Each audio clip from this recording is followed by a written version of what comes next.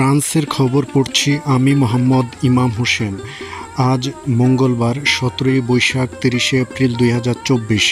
আমার হাতে আজকে ফ্রান্সের প্রথম খবরটি হলো, ফ্রান্সে ভয়াবহ অগ্নিকাণ্ডে একই পরিবারের 3 জন নিহত হয়েছেন। মর্মান্তিক এই অগ্নিকাণ্ডটি ঘটে প্যারিস 2 এরিয়ার ভোলবা দেস ইতালিয়ান সড়কে। ছবির এই বহুতল ভবনে এই অগ্নিকাণ্ডটি ঘটে। আজ 30 এপ্রিল মঙ্গলবার ভোররাতে এই আগুনের সূত্রপাত হয়।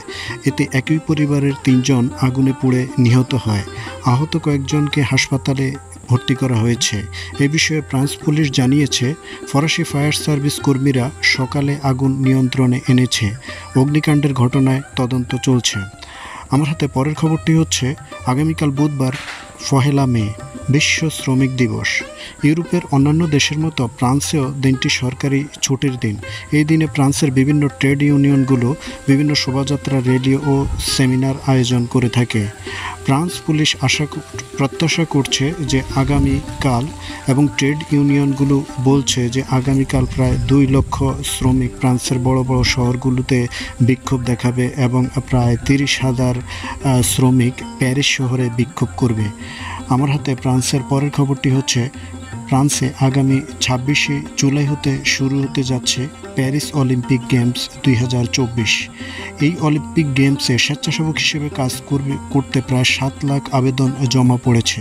এর মধ্য থেকে বাছাই করা হয়েছে 30,500 জন। বাংলাদেশ থেকে ডাক পেয়েছে ময়মনসিংহ জেলার এক ইউনিভার্সিটি পড়ুয়া ছাত্র, তার নাম মোশাররফ হোসেন। তবে তাকে শর্ত দেওয়া হয়েছে বাংলাদেশ থেকে ফ্রান্সে আসা যাওয়ার বিমান টিকিট এবং প্যারিসে থাকা খাওয়ার খরচ নিজে বহন করতে হবে।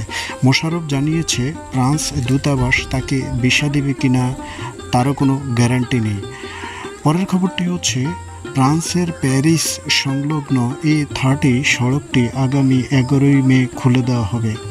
প্যারিস থেকে 14 কিলোমিটার পশ্চিম পর্যন্ত A30 সড়কটি সংস্কারের কাজ চলছে। বিকল্প A40 সড়কটি ব্যবহারের অনুরোধ করেছে ফ্রান্সের সড়ক বিভাগ।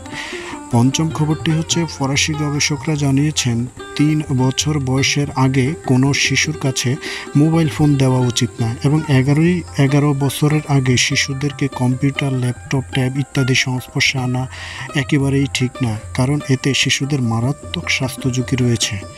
আমার হাতে ফ্রান্সের পরের খবরটি হচ্ছে, ফিলিস্তিনে ইসরায়েল গণহত্যা বন্ধ ও যুদ্ধ বন্ধের দাবিতে প্যারিসের সরবন বিশ্ববিদ্যালয়ের পর আজ 30 এপ্রিল মঙ্গলবার ফ্রান্সের তুলুজ, লিয়ন সহ বড় বড় শহরগুলোর বিশ্ববিদ্যালয়গুলোতে নতুন করে আন্দোলন শুরু হয়েছে। ফরাসি বিশ্ববিদ্যালয়গুলোর আন্দোলনরত ছাত্রছাত্রীরা জানিয়েছে, যতদিন গাজায় ইসরায়েলি গণহত্যা বন্ধ এবং যুদ্ধ বন্ধ না হবে ততদিন তাদের আন্দোলন চলবে। ইসরায়েলি প্রধানমন্ত্রী এবং মন্ত্রীদের বিচারের দাবিতে আন্তর্জাতিক আদালতের মাধ্যমে ইসরায়েলের প্রধানমন্ত্রী এবং মন্ত্রীদের গ্রেপ্তারের দাবি জানিয়েছে ফরাসি ছাত্রছাত্রীরা। আমার হাতে আজকে ফ্রান্সের সর্বশেষ খবরটি হচ্ছে, আগামীকাল 1 মে বুধবার ফ্রান্সের উত্তর ও উত্তর পূর্বাঞ্চলে ঝড় ও ভারী বৃষ্টিপাতের পূর্বাভাস দিয়েছে ফ্রান্সের আবহাওয়া দপ্তর। সবাইকে ধন্যবাদ।